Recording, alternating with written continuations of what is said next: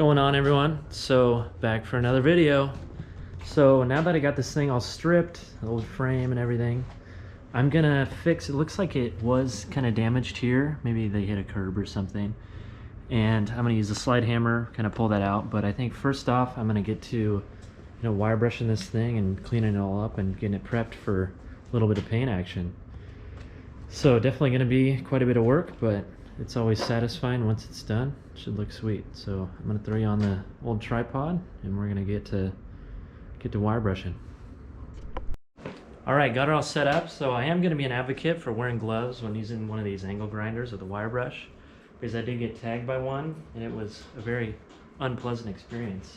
So I'm gonna get right to work on this, and I also recommend wearing a little face shield because this thing does throw little pieces of wire everywhere. So we're gonna get to work and make a mess.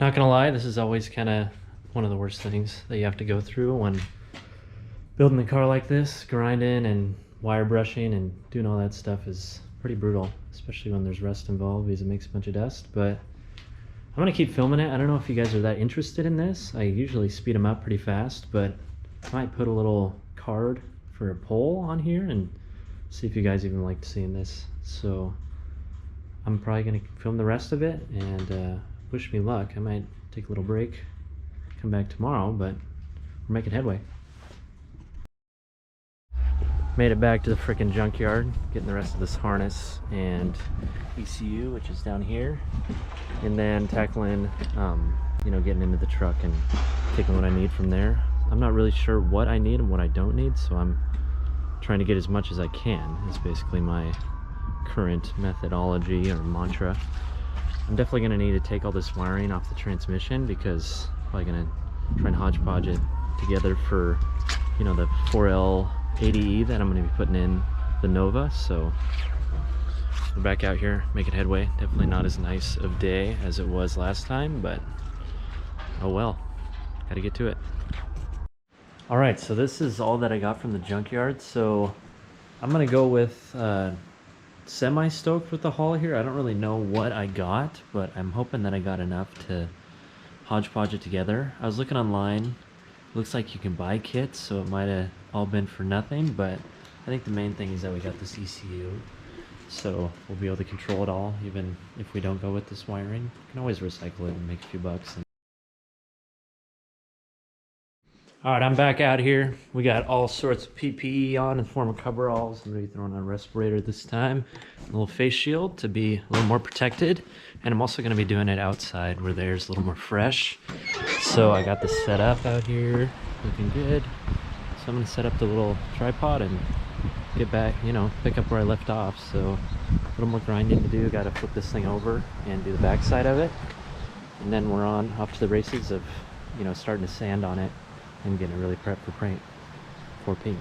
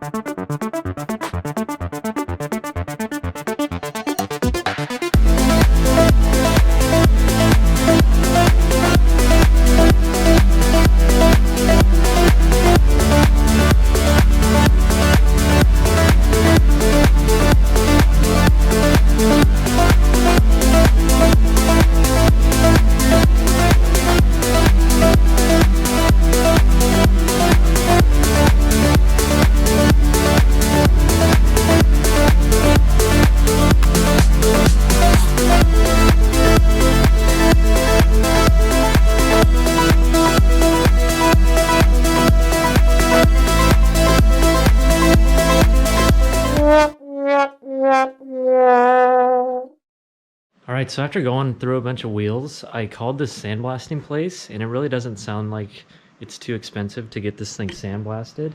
But one thing I noticed when I flip this over is if you look at this side, see how open this gap is here? And then this gap kind of narrows. And I'm not sure if I mentioned in a previous video, but this thing definitely got hit here, and it kind of bent the frame. So I'm gonna kind of consult my dad and see if I can't, get the torch out and heat it up here, and then try and bend this out, maybe make a little patch panel for right here.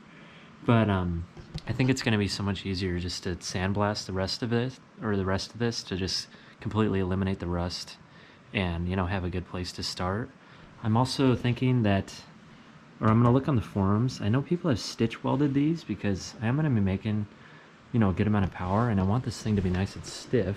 So I might bring the MIG welder down here and, get this thing set up for a little bit of stitch welding. But like I said, I think I'm going to consult the forums beforehand and see if it's really necessary.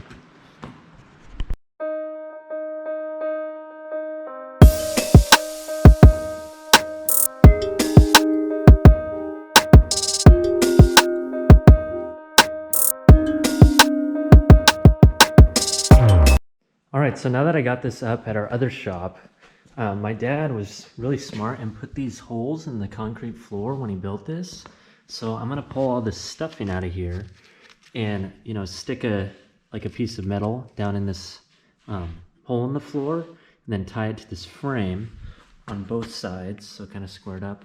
And then I'm gonna use a hole over here, right on the other side of the floor, with this come along as well. And then probably put, maybe weld on an eye on here, and then, begin heating it up and putting tension on it and slowly pulling this outward. I think I might actually start with this bottom part of it. I think this is probably most likely going to need a patch panel, but I definitely want to get this, you can see how it's kind of caved in here, get this straightened out similar to this side, and then I'll maybe make a patch panel or whatever it needs. So I'm going to start getting this set up and getting it all prepared to be pulled on.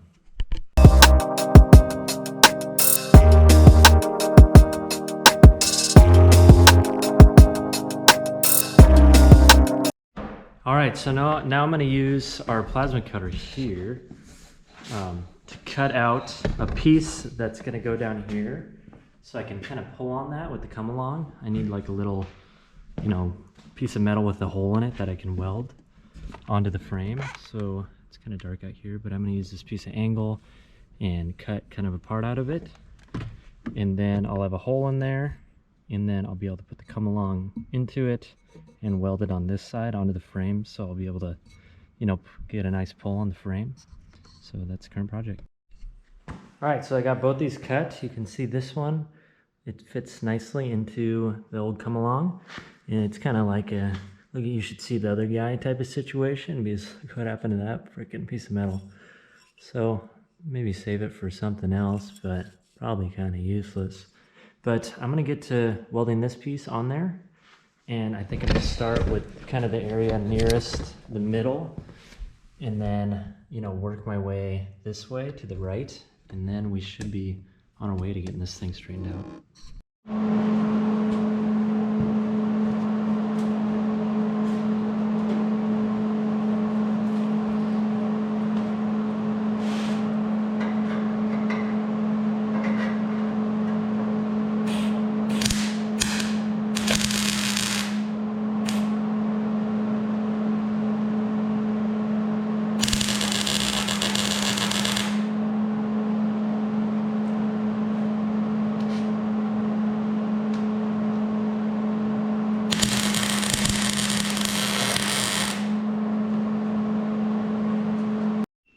All right, got her all set up under tension, so it looks pretty good.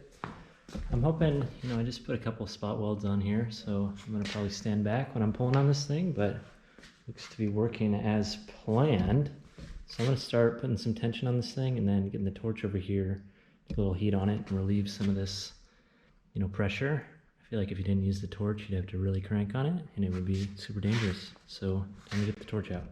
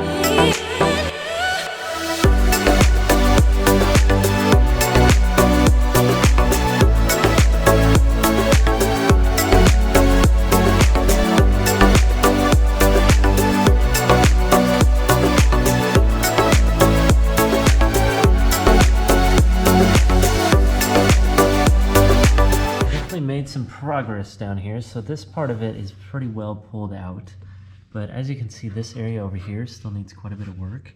I think the next thing I'm going to do is probably put something on this part of it. You can kind of see that part's still kind of caved in. So I think once I pull that out and, you know, kind of clean this area up and put a nice weld on there, I think it'll be pretty well fixed. But I might want to pull in here a little bit. It still looks like it's a little bit caved in. It's kind of hard to pull on those areas because you got to put a spot weld on there and then pull directly on the spot weld. And when you try and heat it up red hot in the area that the spot weld is, it's kind of prone to pulling out of there. So I might have to come up with a different method, like something from the inside opening might be the method to push that out. But I think I'm going to save that for tomorrow because it's been a long day. Been working on some other projects and making some money here and there, so should have a little bit more money to throw into this thing, but I'll pick up tomorrow. Cheers. All right, back for another day. So before I bore you guys with all these details, I think I'm just gonna get this fixed up and then I'll get a little video of, you know, when it's all done so you can kind of see the after. And I read online that it is good to weld on these subframes because you can see these welds are pretty skimpy. I don't know if you look in here. So they recommend skip welding it, and it allows, you know, it to be a little more rigid, I think, or a little, you know, just a little more solid. I don't know if it makes them more rigid, but it just kind of gives you a peace of mind. So I'm going to work on that and then give you guys an update here in a few. All right, we've got the frame outside. So this doubler came out pretty good. I'm worried, my dad pointed out that it might be in the way of the A-arm, so I might have to do some grinding there, but such is life. Came out good. I still got to weld the top side of it, but I've been working on, you know, skip welding this frame. It's looking pretty good. Got a couple more up here and making progress on it. So that's kind of the current mission, and I'm gonna keep at it and update you guys when I'm done.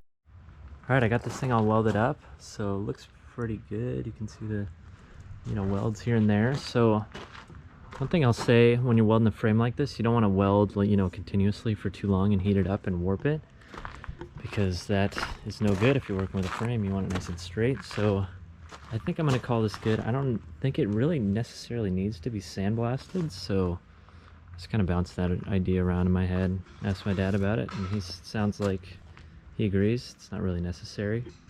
It's extra time, extra money that I can put towards something else. So I think I'm going to call the video off here. I'm going to try and get this thing, you know, prep the rest of the way and have it all hung up for, you know, getting it painted with some other components. So thanks for watching and hope you enjoy the video. Definitely, this thing's a big project, but we're making headway. So cheers. Hey, thanks for stopping into the Bluebird Enterprises YouTube channel. If you like what you saw, give me a big thumbs up, and hopefully you're leaving with a bigger smile than you came in with.